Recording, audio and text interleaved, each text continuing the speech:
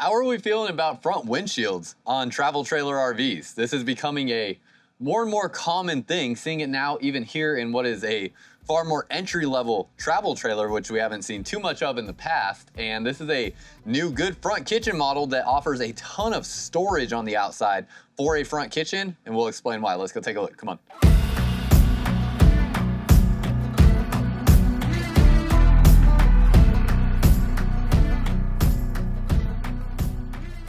What's up, y'all? Welcome back to another video. If you're new here, my name is Myles with Firmly Unbound.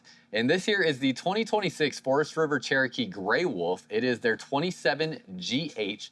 And so long as we're able to find it, we will get the floor plan layout and the specs on the screen here. But this is going to be a front kitchen travel trailer, not overly large, still going to be half-ton towable by a good well-equipped modern half-ton truck, but we'll double check the specs and make sure on that. But so a couple things they're doing on here that's pretty unique. With a front kitchen, and a lot of different front kitchen travel trailers that we'll see in the market, because there are quite a few from various different brands out there.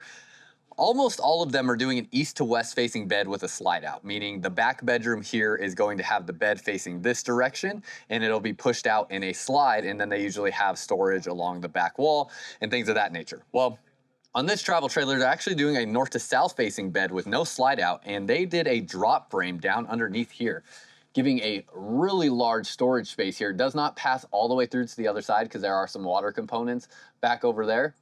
But you can see this is the storage underneath the bed space. It's semi-accessible from underneath the bed there, but nonetheless, this is one of the largest storage, goodness gracious, sorry, got ahead of myself in my train of thought, but this is one of the largest storage compartments that you'll see on a front kitchen travel trailer. Now, in addition to that, there is a tiny bit of storage up front, but on front kitchen travel trailers, except for one exception that I can think of, very rarely will you see some sort of pass-through storage in the front portion. So you do have this storage area here. It's just not very far back that extends. Decent amount of height in this space, but doesn't extend back very far. Pretty thin doors here. This is more of an entry-level travel trailer, so it's aluminum siding on here, this corrugated aluminum siding with wood framing. And then you have the windshield up front. And I think this looks really nice. Definitely makes the space inside look nice as well, but on the outside gives it a really slick look. Curious your thoughts on what you think about this, because anywhere where they're adding additional seals and seams to the exterior of an RV will always be a point where there's a potential for some sort of leak to occur at some point in time on your RV. This is just another one of those points that adds that didn't necessarily have to be added. Now, granted, I think it provides a lot of enjoyment to the overall aesthetic of the RV. Just looking at it, it's something I like to look at better. It just has a cool look to it, and also is going to allow you that view from inside of the RV. So curious your thoughts on that and what you think. But as we head inside, again, this is a front kitchen floor plan layout. Lots of different brands across the RV industry doing front kitchen layouts. But this one here, again, staying kind of modest in the length and weights. We'll get to that after we go back outside. Actually, no, we have a sticker right here. Perfect. So right here, we can see 31 feet, 2 inches long and only 6,350 pounds dry. So it's a little bit longer than my travel trailer that I own at 28 feet that I tow with my 2023 Toyota Tundra. And I will say at 28 feet, and my camper weighs about 6,500 to 7,000 pounds probably with everything I have in it. And actually, it might be a little over 7,000 pounds the more I'm thinking about it.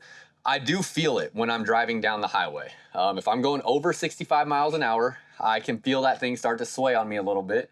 And if it's windy outside, I definitely can feel that thing being pushed around just a little bit. So just be mindful of the length on this. This is longer than my travel trailer, and there's a possibility with a half-ton truck, you may feel it a little bit at faster speeds and if it's windy. But I think it is half-ton towable for a good modern half-ton truck, and definitely going to be suitable for a 3/4 ton truck. Up here, 12-volt heat pads on the water tanks, and then you have the rest of your control panel here for your lights, your slide-outs, awnings, and tank levels for your water. Then you have this interesting setup here in the kitchen. They have multiple different tiers to the countertop space here, and then you have the higher end sink. It's the apron style sink, charcoal stainless steel, comes with various different accessories. Doesn't even look like they have all of them here on display right now. Then you have this industrial looking retractable faucet, or I guess it just detaches, and then you have your cup rinser as well. So nice look on that. No oven in this travel trailer, so just a convection oven slash air fryer slash microwave all in one right there. And then we have our two drawers here. Well, I guess one, a designated spot for a trash can, magnet latches to hold those closed, and then your drawer here. Using a traditional plywood drawer construction on the interior of the drawer, and then this is a solid stained wood drawer face on that. And as we go around the kitchen space, good amount of countertop space to work with here. Obviously, that's a big advantage to a front kitchen model. Outlet here and outlet there, vent fan in this area. Good lighting all over the space, 3 lights over this area, and then 3 more up underneath here. And we got some shelving up above. Actually, is that shelving? Oh yeah, it is a shelf. There's a little like air gap there, but there is a shelf as well. A little bit more storage over here. Most people likely will use that as like some sort of pantry storage. Wow, that's really deep. Big storage there, can be utilized for a lot of different stuff. And then see kind of how deep your storage is through here. And then underneath here, let's see if we got, yeah, no individual. Oh no, it does have a shutoff valve there on a water line. I don't know, that looks like that. I don't know where that water line is feeding. Maybe that's feeding the cup rinser right there, which that one has an individual shutoff valve, but the other two, as far as I can tell, do not. Not a big deal, basically just means that there's a water leak from any of those lines in the camper, you'll have to shut off the water to the entire camper for that leak to stop occurring while you fix it. As we turn around this way, we have the heat running through the cabinetry, so no heat vents in the floor. Got a speaker system in here. It is a driven speaker system, so you can see the speaker there in the ceiling, and then there's another one right over there. Have your U-shaped dining table. Now this slide mechanism is one that's sitting over the frame. So you can see the slide out kind of sticks up off the floor. Gives you a bit of a step up into this booth dining area, but it is a U-shaped dining table. Legs can come out and you can drop this table down on top of these supports here. You can see the Velcro pads there that align with the Velcro pads on the bottom of the table so that you can set that down, take your back cushions here, lay them on top of the table, and actually I believe it'd be those two, and that'll make this into one large sleeping surface if ever needed. This also is a cloth furniture here, so I actually really like this. I think there should be more cloth furniture in RVs here in the US. In fact, you've probably been seeing some of my videos from Europe as I filmed about 40 RVs in Europe for you guys, and almost everything in Europe in the towable RV segment all had cloth furniture. So that was a pretty stark difference compared to what we see in the United States, where almost nothing out here has cloth furniture. But this is one of the few options where you at least have cloth furniture here in the dining table. You also have the really fun zebra shades, a little bit more expressive kind of fun shade there where it can act as a full blackout privacy shade, and it also can let in light through the, almost like see-through portions or sheer portions of that shade. You have storage up underneath here. Interesting how these storage compartments work. There's no latch here that holds it in place. You can see it won't open. You actually lift it, and then there's a little lip down underneath here, as you can see right there, and that is essentially catching this drawer from coming out. So definitely a little bit cheaper option where you don't have to use any sort of, ball bearings or anything like that for the drawer here. It works, but it's kind of showing that, this is certainly intended to be a less expensive camper and keep it at a more affordable price range for y'all. As we turn around to the left, we have our refrigerator right here, 12-volt refrigerator and freezer from Furrion. This Furrion refrigerator and freezer does allocate a little bit more space to the freezer than some others, which reduces some of the space in the refrigerator, but still nonetheless 12-volt refrigerator. Overall, same size as other refrigerator and freezers. It's just a little bit different allocation of the space. Have a spot for a TV on the wall here. Looks like that could fit at least about a 32-inch to maybe a 40-inch screen TV on that wall. And we have a fireplace there for an electric heat source. Have a metal latch right here to keep this door closed, and then there's also a magnet behind it that reveals another pantry here. So lots of storage in totality through the space. You also have outlets back here, so you could hook up some sort of game console or anything like that with holes to feed wiring to a TV if needed. That also is where you can run your power cable from the TV up to the outlet. And then across from there, we have a jackknife sofa. So not the most premium furniture. This is definitely designed to be a weekend camper. As I get behind here and lift this up, actually, you know what, let's lift this here and then grab that back there. You can see underneath here, it does have some storage space, but it is not super tall, as there is a board underneath here blocking it off to the floor level. And this is also up in that slide out space, which is kind of why it's elevated like that, and there's not a ton of storage back there. But there is a little bit of space behind the sofa as well that can be utilized for storage. You can put a table back here or various other items that could slide back into that space. Have USB ports next to the table. And then on this wall, I do not see any outlets over here. So it looks like just the USB ports that I can identify. Air conditioner in this area, it is ducted through the camper. So you have one AC vent up there over the kitchen and then another AC vent right here. And then those are the only two vents here in this living room space. The rest can just flow out of this opening on the Furrion AC. Now as we come back around this way, I'm actually gonna show you the bedroom first and then we'll go into the bathroom. So bedroom, along the back wall, north to south facing bed.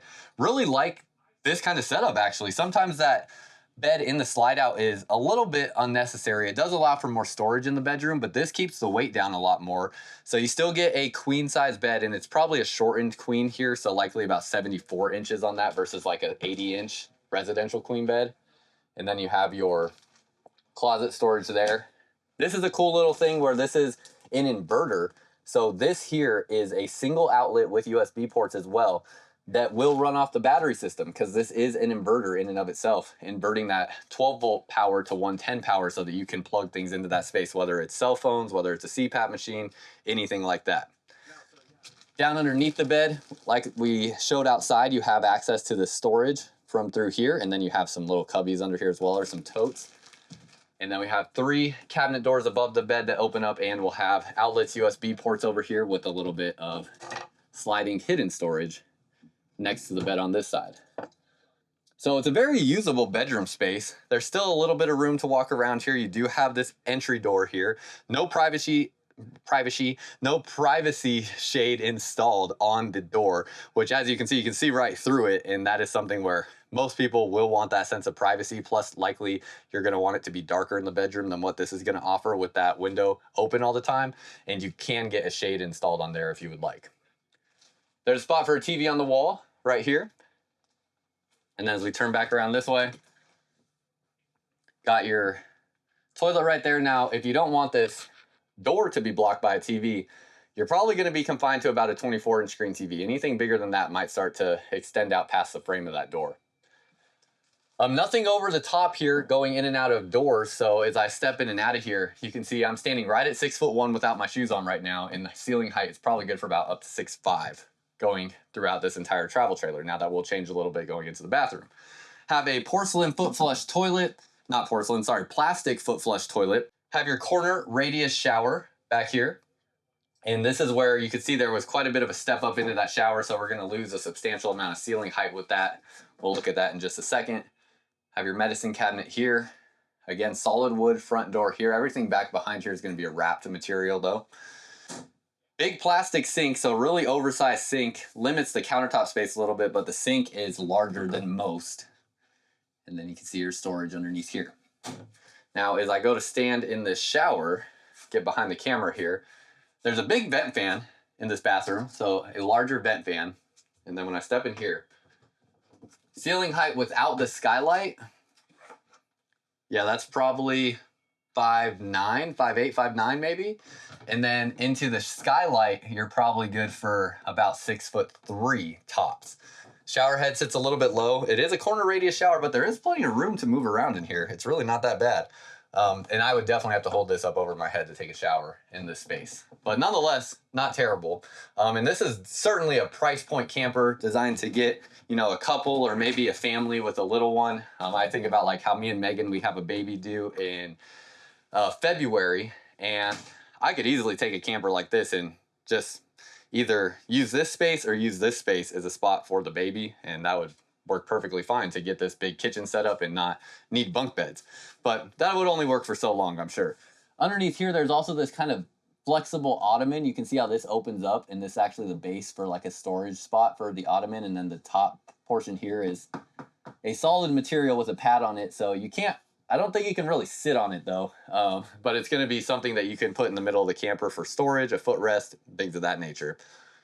And then that's pretty much it on the inside of this space. Curious what you think. Let me know down below in the comments. It has a plywood flooring on here.